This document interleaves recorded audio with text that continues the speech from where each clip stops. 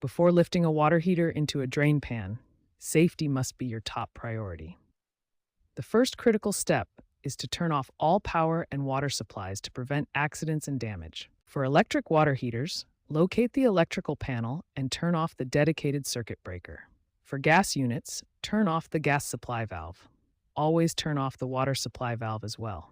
Next, gather all necessary materials. You'll need a properly sized drain pan that extends a few inches beyond the water heater on all sides, with a minimum height of 1.5 inches. You'll also need basic tools: measuring tape, marker, drill with hole saw attachment for drain connections, PVC pipe, and PVC cement for secure fittings. Before any lifting begins, the water heater must be completely drained.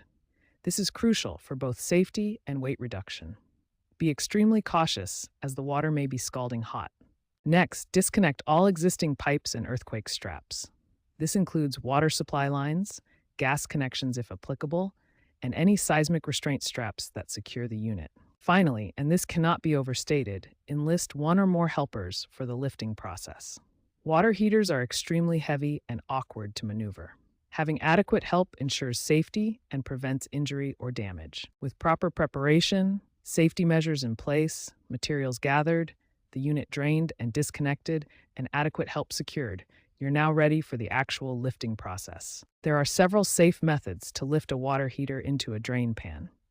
Each method has specific advantages depending on your situation and available equipment.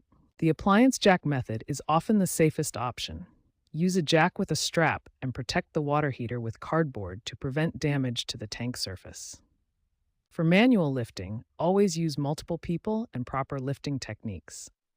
The ramp method involves tipping the water heater and using a board to roll it onto the drain pan. Once the water heater is in place, ensure the drain pan is level using shims if necessary.